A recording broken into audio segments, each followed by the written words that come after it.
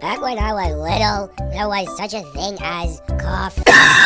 Nowadays, it is like, oh, hello, can I have Venticino, double calf, double blended, double iced, cappuccino, extra, double hot, with 2 double cups of double pumpkin and oat nut cream, double milk, and 2 pumps of nut.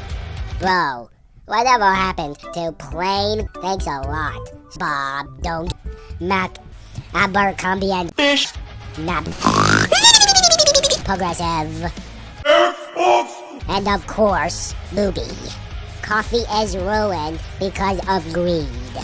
Come on, folks, I'm wrong. If you like stuff like this, stay tuned. Coffee 20 is keeping it real. All things coffee.